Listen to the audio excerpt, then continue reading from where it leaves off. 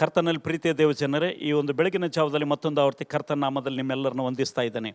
ಅನೇಕ ಸಾರಿ ಇವತ್ತು ನಾವು ಮನುಷ್ಯರು, ವಿಶ್ವಾಸಿಗಳು, ಕ್ರೈಸ್ತರು ಎಂಬುದಕ್ಕೆ ಕರೆಯಲ್ಪಡುವಂಥ ನಾವು ನಮ್ಮ ಜೀವಿತದಲ್ಲಿ ಅನೇಕರನ್ನ ಸಂತೋಷಪಡಿಸಲಿಕ್ಕೆ ನಾವು ಪ್ರಯತ್ನ ಮಾಡ್ತಾ ಇರ್ತೇವೆ. ಅನೇಕ ರೀತಿಯಲ್ಲಿ ಒಂದು ವೇಳೆ ನಮ್ಮ ಕುಟುಂಬದ ಮಕ್ಕಳನ್ನು, ನಮ್ಮ ಕುಟುಂಬದಲ್ಲಿರುವಂಥವ್ರನ್ನ, ನಮ್ಮ ಹೆಂಡತಿ ಮಕ್ಕಳನ್ನು, ಗಂಡ ಹೆಂಡತಿಯರನ್ನ, ಅಥವಾ ನಮ್ಮ ತಂದೆ ತಾಯಿಗಳನ್ನ, ನಮ್ಮ ಸ್ನೇಹಿತರನ್ನ, ನಮ್ಮ ಬಂಧು ಬಾಂಧವರನ್ನ ಎಲ್ಲರನ್ನ ಸಂತೋಷಪಡಿಸುವುದಕ್ಕಾಗಿ ನಾವು ಪ್ರಯತ್ನ ಮಾಡ್ತೇವೆ. ಪ್ರತಿಯೊಬ್ಬನು ತನ್ನ ಕೆಲಸದವನು ತನ್ನ ಯಜಮಾನನ ಸಂತೋಷಪಡಿಸಲಿಕ್ಕೆ ಪ್ರಯತ್ನ ಮಾಡ್ತಾನೆ, ಯಜಮಾನನು ತನ್ನ ಕೆಲಸದವ್ರನ್ನ ಸಂತೋಷಪಡಿಸಲಿಕ್ಕೆ ಪ್ರಯತ್ನ ಮಾಡ್ತಾನೆ.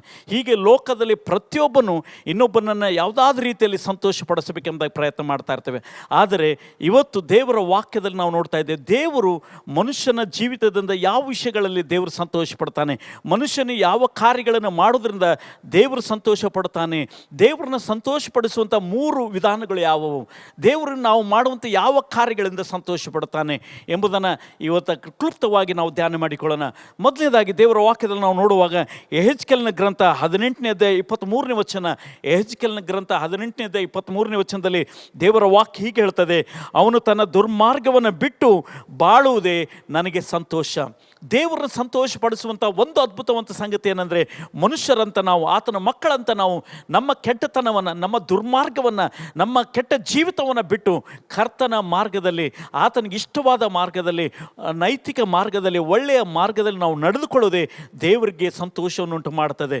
ನಾವು ಕೆಟ್ಟತನದಲ್ಲಿ, ದುರ್ಮಾರ್ಗದ ಜೀವಿತದಲ್ಲಿ ನಾವು ನಡೆದುಕೊಳ್ಳುವಾಗ ಅದರಿಂದ ದೇವರು ಸಂತೋಷ ಪಡೋದಿಲ್ಲ. ಯಾಕಂದರೆ ಆತನ ಮಕ್ಕಳಂತ ನಾವು ಆತನ ಮಾರ್ಗದಲ್ಲಿ, ಆತನ ಸಂತೋಷಪಡಿಸುವ ರೀತಿಯಲ್ಲಿ ನಾವು ನಡ್ಕೊಳ್ಬೇಕೆಂಬುದಾಗಿ ದೇವರು ಇಷ್ಟಪಡ್ತಾನೆ. ಅದಕ್ಕಾಗಿ ಕೀರ್ತನೆ 1ನೇ ಅಧ್ಯಾಯದಲ್ಲಿ ನಾವು ನೋಡ್ತಾ ಇದ್ದೇವೆ, ದುಷ್ಟರ ಆಲೋಚನೆಯಂತೆ ನಡೆದೆ, ಪಾಪಾತ್ಮರ ಮಾರ್ಗದಲ್ಲಿ ನಿಂತುಕೊಳ್ಳದೆ, ಧರ್ಮ ನಿಂದಕರೊಡನೆ ಕೂತುಕೊಳ್ಳದೆ, ಹಗಲಿರುಳು ಯೆಹೋವನ ಧರ್ಮಶಾಸ್ತ್ರ ಧ್ಯಾನಿಸುವನು ಅವನು, ಅವನು ಎಷ್ಟೋ ಒಳ್ಳೆಯವನು, ಎಷ್ಟೋ ಧನ್ಯನೆಂಬುದಾಗಿ ದೇವರ ವಾಕ್ಯ ಹೇಳ್ತದೆ. ದೇವರು ಪಡುವುದು ಯಾವುದಂದರೆ, ನಾವು ನಮ್ಮ ಕೆಟ್ಟತನವನ್ನು, ನಮ್ಮ ದುರ್ಮಾರ್ಗವನ್ನು ಬಿಟ್ಟು ಆತನಲ್ಲಿ ಜೀವಿಸುವುದೇ ದೇವರು ಸಂತೋಷ ಪಡ್ತಾನೆ. 2ನೇ ವಿಷಯ, ದೇವರನ್ನ ನಾವು ಯಾವ ರೀತಿಯಲ್ಲಿ ಸಂತೋಷ ಪಡಿಸ್ಬೋದು, ಅಥವಾ ದೇವರು ನಮ್ಮ ಜೀವಿತದ ಯಾವ ಕಾರ್ಯಗಳಿಂದ ದೇವರು ಸಂತೋಷ ಪಡ್ತಾನೆ ಅಂತಂದರೆ, ಕೀರ್ತನಕಾರನು 147ನೇ ಅಧ್ಯಾಯ 10-11ನೇ ವಚನಗಳನ್ನು ನಾವು ನೋಡ್ತಾ ಇದ್ದೇವೆ. ಯಾರು ದೇವರ ಕೃಪೆಗಾಗಿ ಎದುರು ನೋಡ್ತಾ ಇರ್ತಾರೋ, ದೇವರ ಕೃಪೆಯಲ್ಲಿ ನಿರೀಕ್ಷೆ ಉಳ್ಳವರಾಗಿರ್ತಾರೋ, ಭರವಸೆ ಉಳ್ಳವರಾಗಿರ್ತಾರೋ, ಅಂಥವರ ವಿಷಯದಲ್ಲಿ ದೇವರು ಸಂತೋಷ ಪಡ್ತಾನೆ. ಆಳಿನ ತೊಡೆಯ ಬಲದಲ್ಲಿ ದೇವರು ಸಂತೋಷ ಪಡುವುದಿಲ್ಲ, ಕುದುರೆಯ ಬಲದಲ್ಲಿ ಯೆಹೋವನು ಸಂತೋಷ ಪಡುವುದಿಲ್ಲ. ಯೆಹೋವನು ಸಂತೋಷಿಸುವುದು ಯಾವುದಂದರೆ, ಯೆಹೋವನು ಆನಂದಿಸುವುದು ಯಾವುದಂದರೆ ತನ್ನ ಕೃಪೆಯನ್ನು ನಿರೀಕ್ಷಿಸುವ ಭಕ್ತರಲ್ಲಿ ಎಂಬುದಾಗಿ ದೇವರ ವಾಕ್ಯ ಹೇಳ್ತದೆ.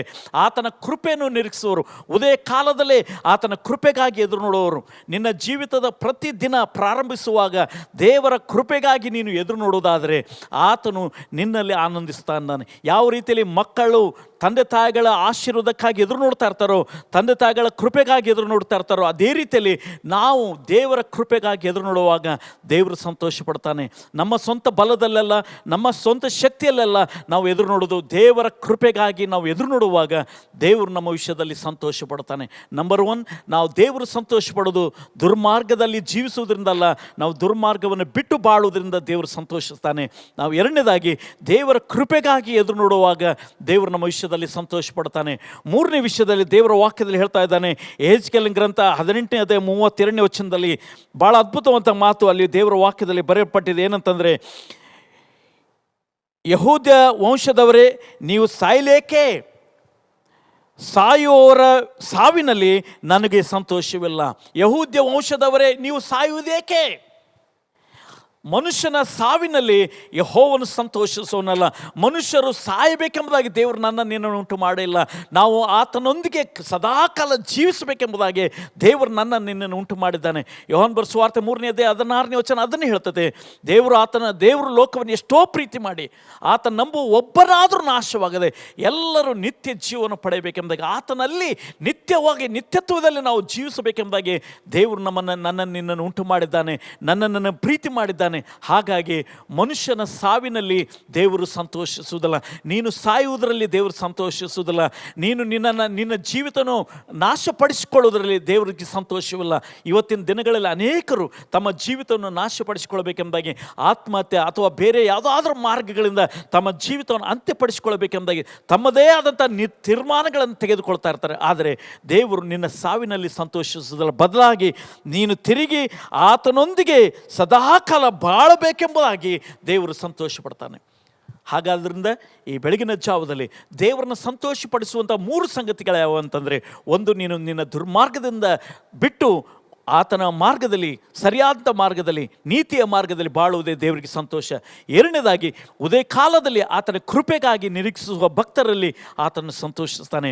ಮೂರನೇದಾಗಿ, ನಿನ್ನ ಸಾವಿನಲ್ಲ, ನೀನು ಆತನ ಕಡೆಗೆ ತಿರುಗಿಕೊಂಡು ನಿತ್ಯತ್ವದಲ್ಲಿ ಆತನೊಂದಿಗೆ ಬಾಳುವುದರಲ್ಲಿ ಆತನ ಸಂತೋಷಿಸ್ತಾ ಇದ್ದಾನೆ. ಹಾಗಾಗಿ ಆತನಲ್ಲಿ ಜೀವಿಸುವುದಕ್ಕಾಗಿ, ಆತನನ್ನು ಸಂತೋಷಪಡಿಸುವುದಕ್ಕಾಗಿ ನಾವು ಪ್ರಯತ್ನ ಪಡೋಣ. ದೇವರು ನಿಮ್ಮೆಲ್ಲರನ್ನ ಆಶೀರ್ವದಿಸಲಿ. ಆಮೇನ್.